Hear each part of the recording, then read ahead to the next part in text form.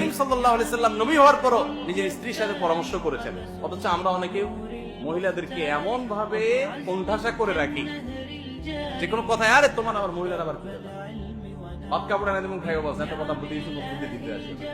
আবার উল্টাটাও আছে, অনেক ঘরে মহিলারা এত পণ্ডিতি করে, স্বামী উঠতে তার অনুমতি লাগবে, বসতে তার অনুমতি লাগবে, ডানে এখন বিশেষ করে এই সময়টা বেশি চলতেছে আর না।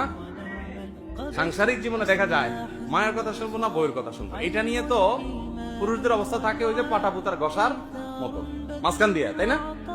জটিল পরিস্থিতিতে, কঠিন পরিস্থিতিতে নিজের স্ত্রী যদি বুদ্ধিমতী স্ত্রী ঘরে থাকেন, তাহলে সেক্ষেত্রে তার বুদ্ধি পরামর্শ আমলে নিতে হয়। স্ত্রী যদি ভালো বুদ্ধি দেন তাহলে সেটা গ্রহণ করতে দোষ নাই, বরং ক্রাইসিস মোমেন্টে মাঝে মধ্যে নিজের স্ত্রীর সাথে একান্তে পরামর্শ করা সুন্নাত। বিশেষ করে স্ত্রী যদি বুদ্ধিমতী হয়, মনে হয় যে হ্যাঁ এটা ভালো পরামর্শ দিতে পারবে, সেটা ভালো কি মন্দ আপনি পরখ করবেন, কিন্তু সেটা আপনি তার সাথে পরামর্শ করবেন, এই করাটা সুন্নাত। নবী সাল্লাল্লাহু আলাইহি ওয়াসাল্লাম সেটা করেছেন, এটা হুদায়বিয়ার সন্ধির একটা শিক্ষা।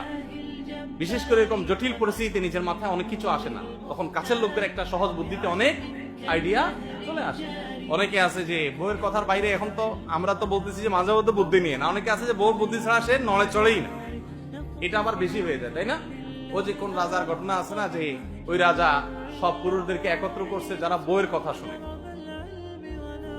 তো ডাকছে, ডাকে বলছে যে যারা বউয়ের কথা শুনে সবাই এই লাইনে দাঁড়াও, আর যারা বউয়ের কথা শুনে তারা এই পাশে দাঁড়াও।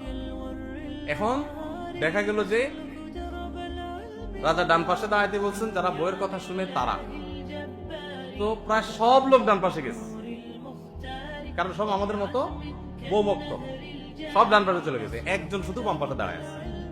পরে রাজা বললো যে যাক, এই রাজ্যে একটা লোক আছে নিজের বুদ্ধি চলে, বোঝা গেছে। তারা ডাক দিয়ে বলছে, তুমি বউয়ের কথা চলো না, তাই না? যাক, তোমার মতো একটা পুরুষ পাওয়া গেছে। তখন সে বলল, রাজা সাহেব আসলে আমার স্ত্রী আসার সময় বলে দিছে সবাই যেদিকে দাঁড়া তুমি তার উল্টা দিকে দাঁড়াবা।